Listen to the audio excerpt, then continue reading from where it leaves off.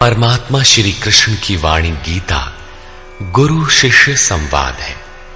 अतः अर्जुन ने स्वीकार किया कि शिष्यस्तेहं साधिमाम त्वाम प्रपन्नम। भगवन, मैं आपका शिष्य हूं, आपकी शरण हूं। मुझे वो उपदेश दीजिए जिससे मैं परम श्रेय को प्राप्त हो जाऊं। अतः उस परम गुरु के चरणों में गीता आरंभ करने से पूर्व ये स्तुति गुरु वंदना प्रस्तुत की जा रही है। ओम श्री सद्गुरुदेव भगवान की जय।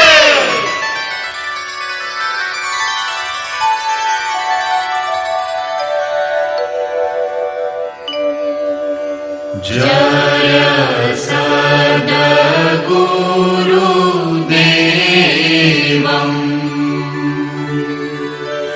परमानन्दम्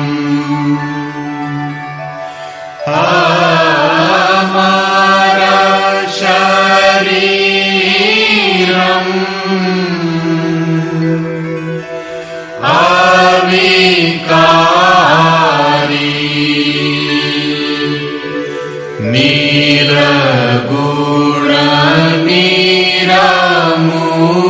निरगुणनिरमूलम् धरीस्थूलम्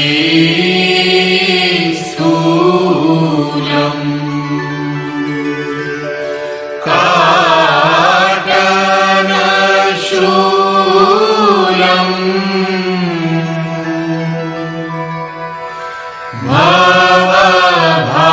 भवभारी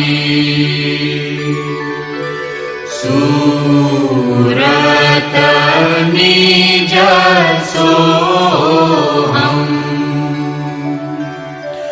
कलिमलकोऽहम्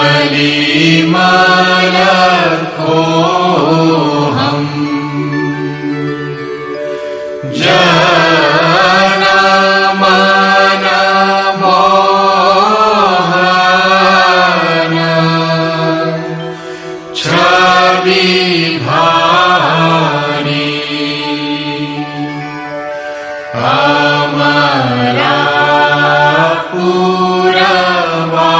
अमरापुरवासी सब सुख राशि सदा एक रस निर्विकारी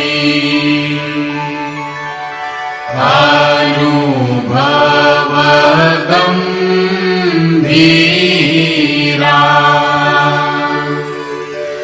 मति के धीरा अलख फकीरा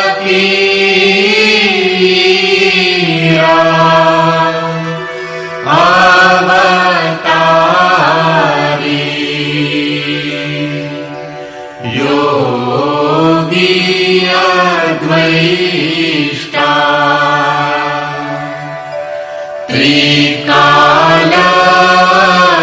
त्रिकालद्रष्टा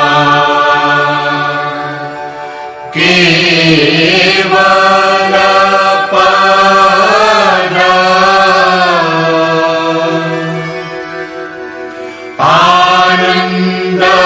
आनन्दकारी चित्रकूट ही आयो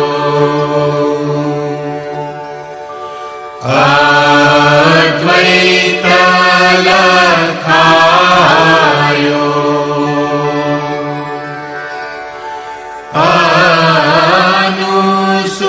अनुसूया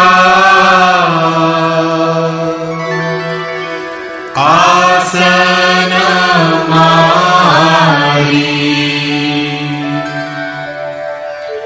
श्री परमहंस स्वामी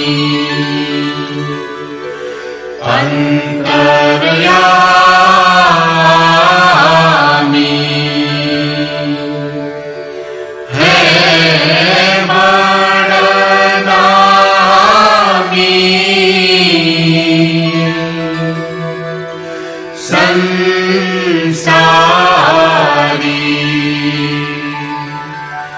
हंस नहीं तकारी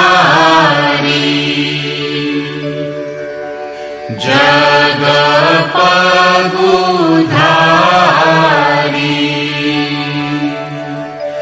गर्व प्रहारी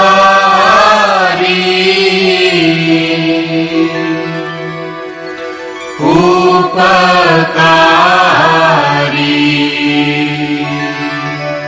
सत पंथ चलायो भरम मिटायो रूप लखायो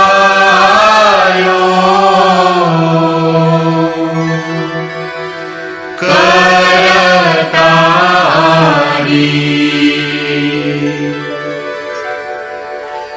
यह शिष्य है तेरो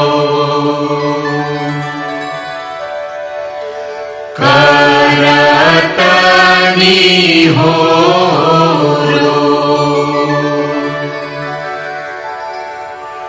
मोह पर हेरो प्राणधारी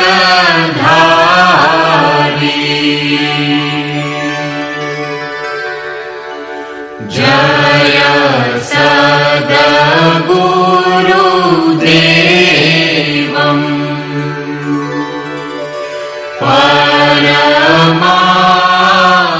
परमानन्दम् अमर शरीरम्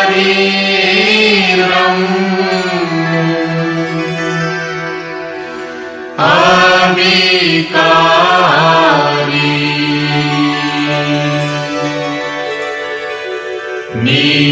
निरगुण निरमूलम्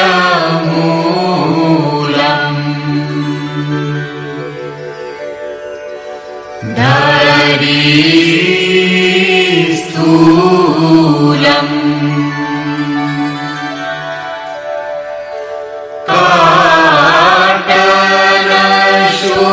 काटलशूलम्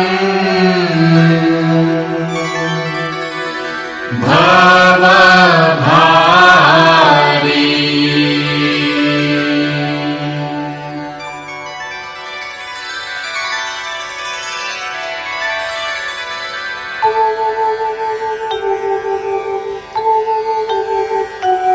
ओम जय गुरुदेव जय गुरुदेव जय गुरुदेव जय गुरुदेव ओम जय गुरुदेव जय गुरुदेव जय गुरुदेव जय गुरुदेव ओम जय गुरुदेव जय गुरुदेव जय गुरुदेव जय गुरुदेव। अमृतंश बहनों तथा भाइयों, जिन महापुरुष ने समस्त वेदों का संकलन किया, वेदांत शास्त्र का प्रवर्तन किया, महाभारत तथा भागवत जिनकी कृतियां हैं, उन्होंने शास्त्रों के रूप में किसी ग्रंथ को मान्यता दी तो वो है भगवान श्री कृष्णोक्त गीता। तरह तरह की पूजा पद्धतियां, परस्पर विरोधी संगठन धर्म के नाम पर प्रचलित हैं, जबकि धर्म का लक्ष्य है एक परमात्मा की शोध। कल्याण स्वरूप वो परमात्मा एक है, उसे प्राप्त करने की निश्चित क्रिया का पालन धर्म है। जब परमात्मा एक है, उसे प्राप्त करने की क्रिया एक है, तो बहुत से पंथ क्यों? इसके समाधान के लिए प्रस्तुत है यथार्थ गीता का भावांश, ये गीता कैसेट। धर्म के सरल स्वरूप और उसकी प्राप्ति हेतु निर्धारित क्रिया का क्रमबद्ध तथा पूर्ण विवरण योगेश्वर श्री कृष्णोक्त गीता है। विश्व के प्रत्येक महापुरुष ने जो कुछ भी साधन बताया है वो सब का सब तथा अनेक गोपनीय स्थितियों का स्पष्टीकरण अकेले गीता में है। इसलिए संपूर्ण मानव जाति के कल्याण का अतर्क शास्त्र गीता है। महाभारत में संकेत है कि जब कौरवों और पांडवों की सेनाएं आमने सामने खड़ी हो गईं, तो संपूर्ण निशांतर कौरवों में प्रवेश कर गए और सभी देवता पांडवों में। इस कथन से महर्षि व्यास ने स्पष्ट कर दिया कि गीता के सभी पात्र देवता या असुर हैं तथा प्रतीकात्मक हैं। प्रत्येक मनुष्य के अंतःकरण में दैवी और आसुरी दो प्रकृतियां अनादिकाल से हैं। दैवी शक्तियों के सहयोग से जब मनुष्य अपने आत्म स्वरूप की ओर अग्रसर होता है तो काम, क्रोध, राग, द्वेष इत्यादि आसुरी वृत्तियां बाधा के रूप में आक्रमण करती हैं। उनका पार पाना ही वास्तविक युद्ध है। अर्जुन श्रेय के लिए विकल था। उसकी दृष्टि में श्रेय का उपाय था कुल धर्म, पिंडोदक क्रिया, वर्ण संकर से बचाव, कुल क्षय से बचने के लिए युद्ध न करना इत्यादि। मात्र इतनी सी शंका के समाधान हेतु भगवान को उसे 18 अध्याय गीता समझानी पड़ी। अंत में पूछा कि क्या तेरा मोह नष्ट हुआ? अर्जुन ने स्वीकार किया कि भगवान, मेरा मोह नष्ट हो गया और अब मैं वैसा ही करूंगा जैसा भगवान ने उपदेश दिया है। वस्तुतः ये केवल अर्जुन की शंका नहीं थी, बल्कि मानव मात्र की शंका है कि श्रेय क्या है, उसे कैसे प्राप्त करें। इसलिए स्त्री पुरुष, आबाल वृद्ध, मानव मात्र के लिए गीता के 18 अध्याय का अनुशीलन एवं नियमित पाठ नितांत आवश्यक है, जिससे ब्रह्म विधि की स्मृति सृजित रहे तथा बच्चों में भी इन कल्याणकारी संस्कारों का सृजन हो सके। इस गीता ज्ञान के बिना कोई भी मनुष्य उस ईश्वर के पथ पर नहीं चल सकता। अक्षय सुख, शाश्वत शांति, लोक में समृद्धि तथा मूल शंका समाधान हेतु इन कैसेटों का संकलन किया गया है। इसके नियमित श्रवण से संपूर्ण परिवार तथा स्वजन समुदाय को सुसंस्कृत करें। संसार में कहीं भी मनुष्य हो, उसके लिए गीता सदैव अमृत वाहिनी है। गीता आपका शास्त्र है। गौरव का विषय है कि 5000 वर्ष से भी अधिक अंतराल के बाद श्री कृष्ण का यथार्थ गायन आपके सम्मुख है। जन्म जन्मांतर की रूढ़ियों से ग्रस्त मस्तिष्क को स्वच्छ कर चिंतन के प्रशस्त पथ पर चलने के लिए इन कैसेटों का प्रसारण प्रातः अवश्य करें।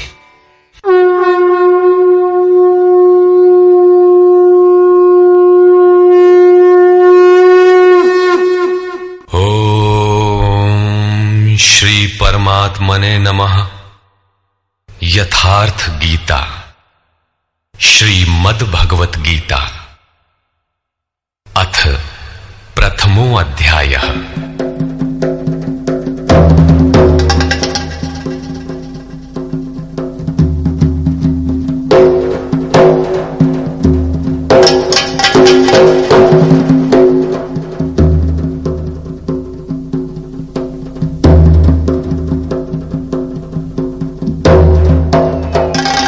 धृतराष्ट्र उवाच।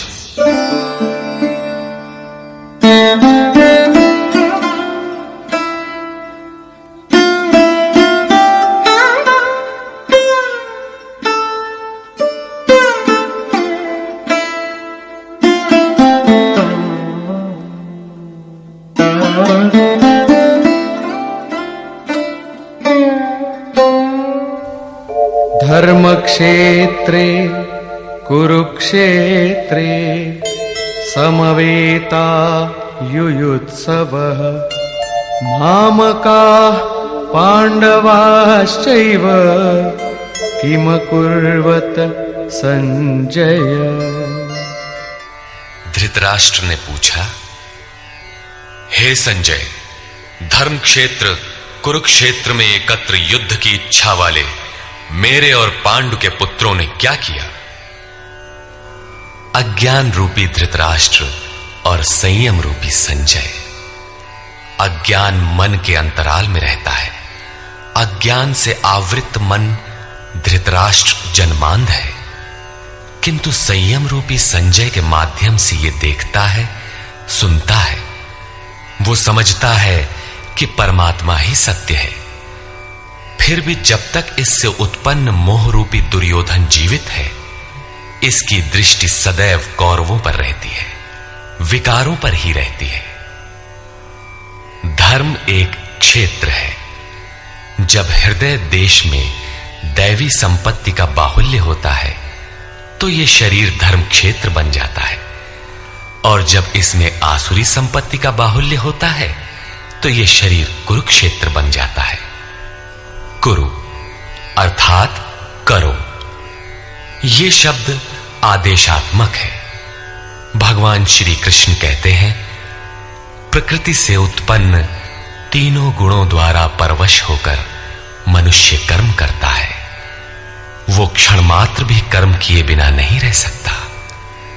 गुण उससे करा लेते हैं। तीनों गुण मनुष्य को देवता से कीट पर्यंत शरीरों में ही बांधते हैं। जब तक प्रकृति और प्रकृति से उत्पन्न गुण जीवित हैं, तब तक कुरु लगा रहेगा। अतः जन्म मृत्यु वाला क्षेत्र, विकारों वाला क्षेत्र कुरुक्षेत्र है, और परम धर्म परमात्मा में प्रवेश दिलाने वाली पुण्यमयी प्रवृत्तियों का क्षेत्र धर्म क्षेत्र है। पुरातत्वविद पंजाब में काशी प्रयाग के मध्य तथा अनेकानेक स्थलों पर कुरुक्षेत्र की शोध में लगे हैं, किंतु गीताकार ने स्वयं बताया है कि जिस क्षेत्र में यह युद्ध हुआ वो कहां है। इदम शरीरम कौन्तेय क्षेत्र मित्य भिधीयते। अर्जुन, ये शरीर ही क्षेत्र है, और जो इसको जानता है, इसका पार पा लेता है, वो क्षेत्रज्ञ है। आगे इन्होंने क्षेत्र का विस्तार बताया, जिसमें 10 इंद्रियां, मन, बुद्धि, अहंकार, 5 विकार और 3 गुणों का वर्णन है। शरीर ही क्षेत्र है, एक अखाड़ा है। इसमें लड़ने वाली प्रवृत्तियां 2 हैं, दैवी संपद और आसुरी संपद। पांडु की संतान और धृतराष्ट्र की संतान सजातीय और विजातीय प्रवृत्तियां। अनुभवी महापुरुष की शरण जाने पर इन दोनों प्रवृत्तियों में संघर्ष का सूत्रपात होता है। यह क्षेत्र क्षेत्रज्ञ का संघर्ष है, और यही वास्तविक युद्ध है। विश्व युद्धों से इतिहास भरा पड़ा है, किंतु उनमें जीतने वालों को भी शाश्वत विजय नहीं मिलती। ये तो आपसी बदले हैं। प्रकृति का सर्वथा शमन करके प्रकृति से परे की सत्ता का दिग्दर्शन करना और उसमें प्रवेश पाना ही वास्तविक विजय है। यही एक ऐसी विजय है जिसके पीछे हार नहीं है।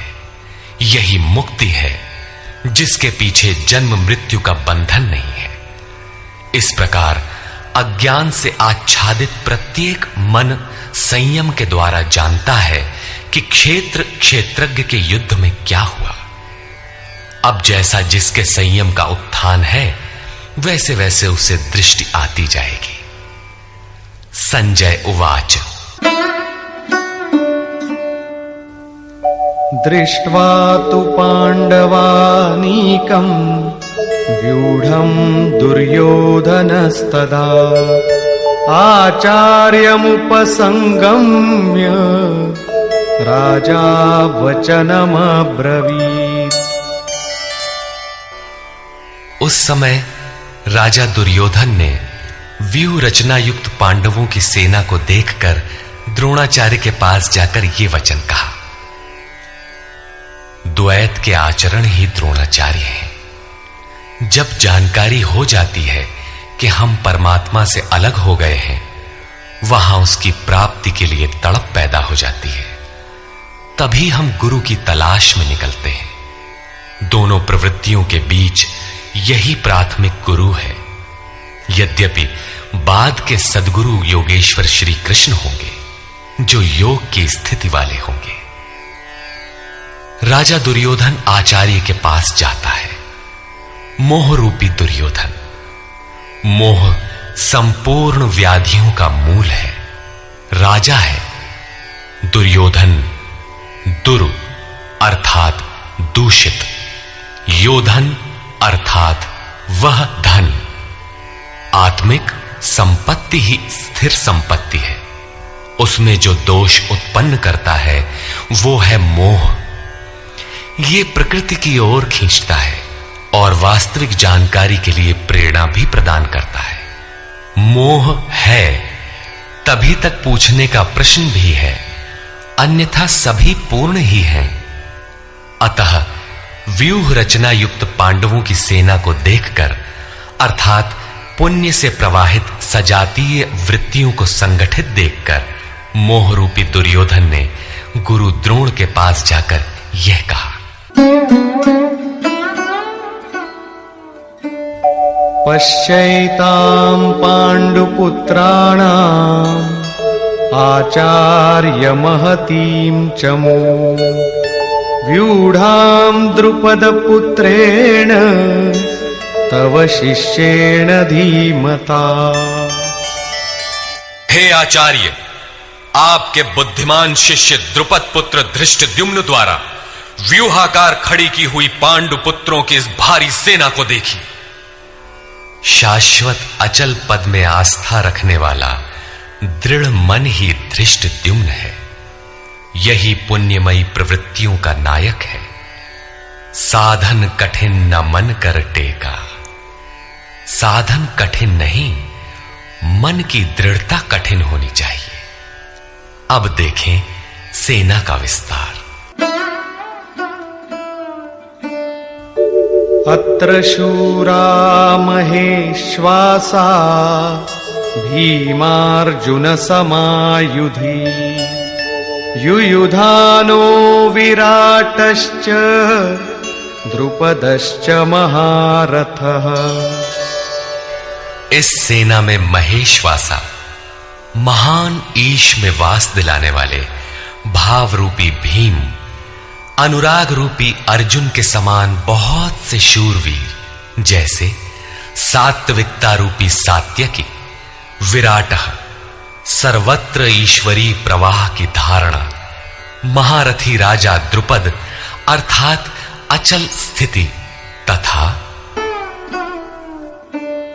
धृष्टकेतुश्चेकितानः काशीराजश्च वीर्यवान् पुरुजित कुंती भोजश्च शैब्यश्च नरपुंगवः। धृष्ट केतु दृढ़ कर्तव्य, चेकितानः जहां भी जाए वहां से चित्त को खींचकर इष्ट में स्थिर करना, काशीराजः काया रूपी काशी में ही वो साम्राज्य है, पुरुजित स्थूल सूक्ष्म और कारण शरीरों पर विजय दिलाने वाला पुरुजित, कुंती भोजः कर्तव्य से भव पर विजय, नरों में श्रेष्ठ शैव्य अर्थात सत्य व्यवहार।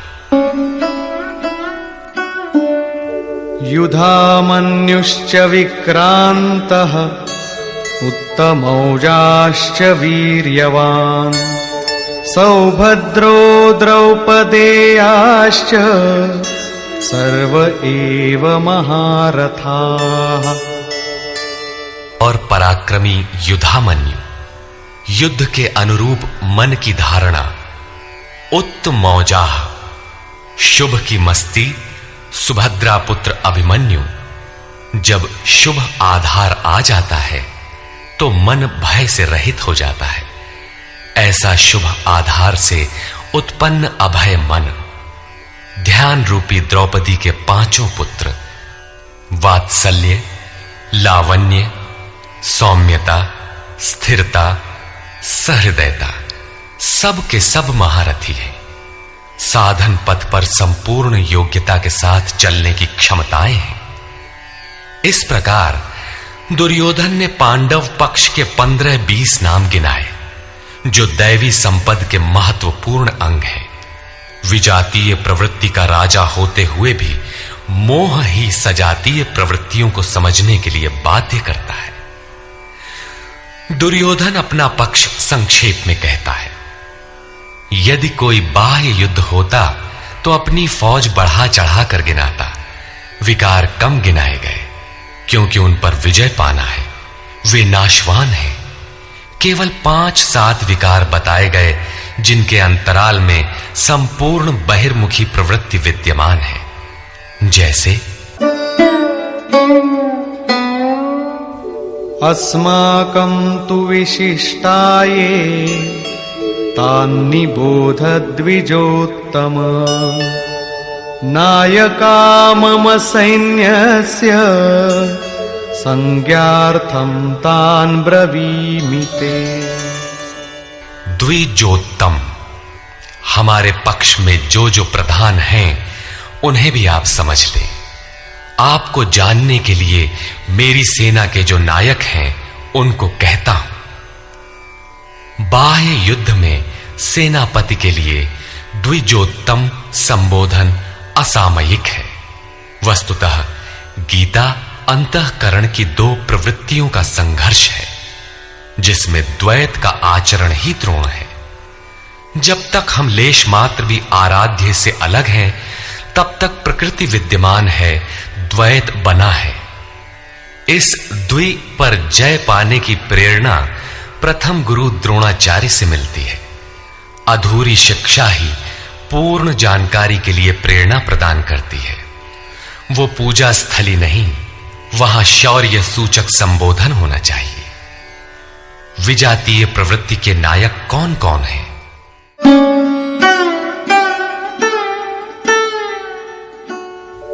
भवान् भीष्मश्च कर्णश्च कृपश्च समितिञ्जयः अश्वत्थामा विकर्णश्च सौमदत्तिस्तथैव च। एक तो स्वयं आप द्वैत के आचरण रूपी द्रोणाचार्य हैं। भ्रम रूपी पितामह भीष्म है। भ्रम इन विकारों का उद्गम है, अंत तक जीवित रहता है, इसलिए पितामह है। समूची सेना मर गई, ये जीवित था। शरशैया पर अचेत था, फिर भी जीवित था। ये है भ्रम रूपी भीष्म। भ्रम अंत तक रहता है। इसी प्रकार विजातीय कर्म रूपी कर्ण तथा संग्राम विजयी कृपाचार्य है। साधनावस्था में साधक द्वारा कृपा का आचरण ही कृपाचार्य है। भगवान कृपाधाम है और प्राप्ति के पश्चात संत का भी वही स्वरूप है। किंतु साधन काल में जब तक हम अलग हैं, परमात्मा अलग है। विजातीय प्रवृत्ति जीवित है, मोहमयी घिराव है। ऐसी परिस्थिति में साधक यदि कृपा का आचरण करता है तो वो नष्ट हो जाता है। सीता ने दया की तो कुछ काल लंका में प्रायश्चित करना पड़ा। विश्वामित्र दयार्द्र हुए, पतित होना पड़ा। योग सूत्रकार महर्षि पतंजलि भी यही कहते हैं, ते समाधा वुपसर्गा व्युत्थाने सिद्धयः। व्युत्थान काल में सिद्धियां प्रकट होती हैं, वे वास्तव में सिद्धियां हैं, किंतु कैवल्य प्राप्ति के लिए उतनी ही बड़ी विघ्न है जितने काम, क्रोध, लोभ, मोह इत्यादि। गोस्वामी तुलसीदास का भी यही निर्णय है। माया अनेक विघ्न करती है, रिद्धियां प्रदान करती है, यहां तक कि सिद्ध बना देती है। ऐसी अवस्था वाला साधक बगल से निकल भर जाए, मरणासन रोगी भी जी उठेगा। वो भले ठीक हो जाए, किंतु साधक उसे अपनी देन मान बैठे तो नष्ट हो जाएगा। एक रोगी के स्थान पर हजारों रोगी घेर लेंगे, भजन चिंतन का क्रम अवरुद्ध हो जाएगा और उधर बहकते बहकते प्रकृति का बाहुल्य हो जाएगा। यदि लक्ष्य दूर है और साधक कृपा करता है तो कृपा का अकेला आचरण ही समितिंजय समूची सेना को जीत लेगा। इसलिए साधक को पूर्ति पर्यंत इससे सतर्क रहना चाहिए। दया बिनु संत कसाई, दया करी तो आफत आई। लेकिन अधूरी अवस्था में यह विजातीय प्रवृत्ति का दुर्धर्ष योद्धा है। इसी प्रकार आसक्ति रूपी अश्वत्थामा, विकल्प रूपी विकर्ण और भ्रममयी श्वास ही भूरि श्रवा है। ये सभी बहिर्मुखी प्रवाह के नायक हैं।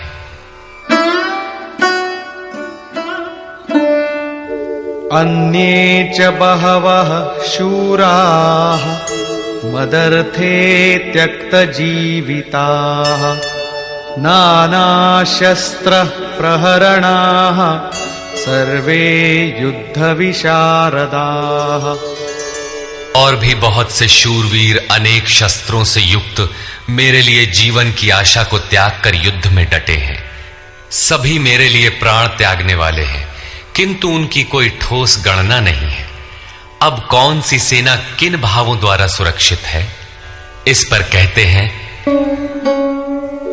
अपर्याप्तं तदस्माकं बलं भीष्माभिरक्षितं पर्याप्तं त्विदमेतेषां बलं भीमाभिरक्षितम्।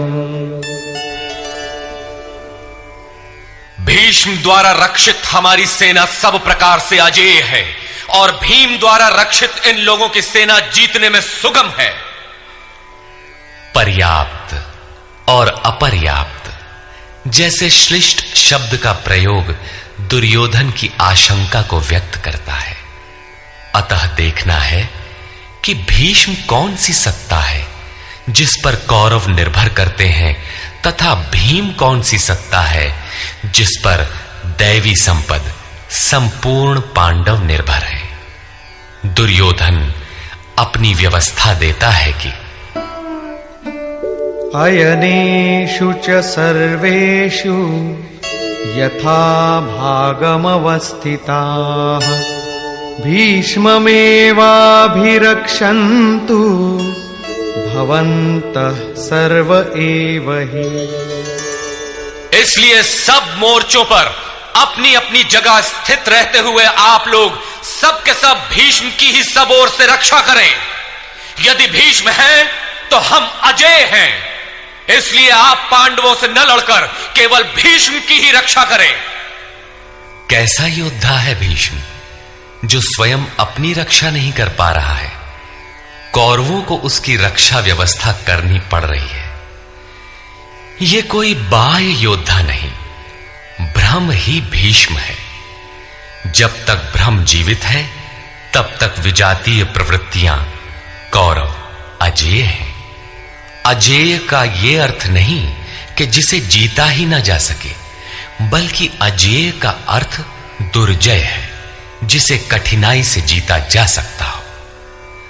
महा अजय संसार रिपु जीत सकई सो वीर। यदि भ्रम समाप्त हो जाए तो अविद्या अस्तित्वहीन हो जाए। मोह इत्यादि जो आंशिक रूप से बचे भी हैं, शीघ्र ही समाप्त हो जाएंगे।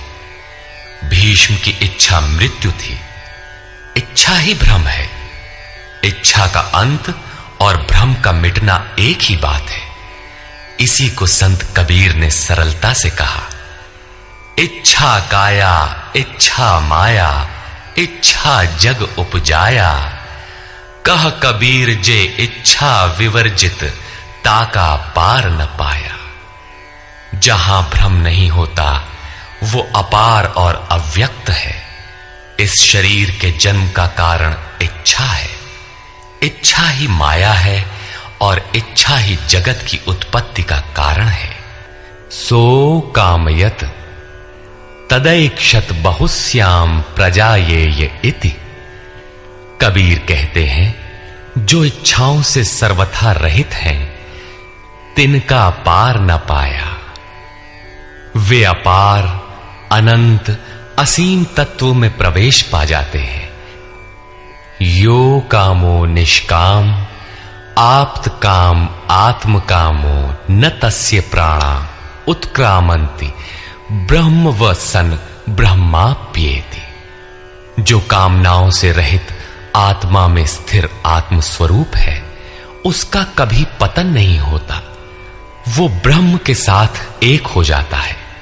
आरंभ में इच्छाएं अनंत होती हैं और अंततो गत्वा परमात्म प्राप्ति की इच्छा शेष रहती है। जब ये इच्छा भी पूरी हो जाती है, तब इच्छा भी मिट जाती है। यदि उससे भी बड़ी कोई वस्तु होती तो आप उसकी इच्छा अवश्य करते। जब उससे आगे कोई वस्तु है ही नहीं, तो इच्छा किसकी होगी? जब प्राप्त होने योग्य कोई वस्तु अप्राप्त न रह जाए, तो इच्छा भी समूल नष्ट हो जाती है और इच्छा के मिटते ही ब्रह्म का सर्वथा अंत हो जाता है। यही भीष्म की इच्छा मृत्यु है। भीम द्वारा रक्षित इन लोगों की सेना जीतने में सुगम है। भाव रूपी भीम भावे विद्यते देवः। भाव में वो क्षमता है कि अविदित परमात्मा भी विदित हो जाता है। भाववस्य भगवान सुख निधान करुणा अयन। श्री कृष्ण ने इसे श्रद्धा कहकर संबोधित किया है। भाव में वो क्षमता है कि भगवान को भी वश में कर लेता है। भाव से ही संपूर्ण पुण्यमयी प्रवृत्ति का विकास है।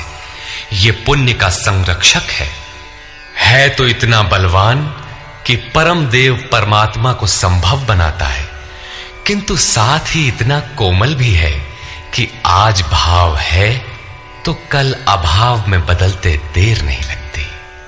इष्ट में लेश मात्र भी त्रुटि प्रतीत होने पर भाव डगमगा जाता है। पुण्यमयी प्रवृत्ति विचलित हो उठती है, इष्ट से संबंध टूट जाता है। इसलिए भीम द्वारा रक्षित इन लोगों की सेना जीतने में सुगम है। महर्षि पतंजलि का भी यही निर्णय है। स तु दीर्घ काल नैरंतर्य सत्कारा सेवितो दृढ़ भूमि। दीर्घ काल तक निरंतर श्रद्धा भक्ति पूर्वक किया हुआ साधन ही दृढ़ हो पाता है।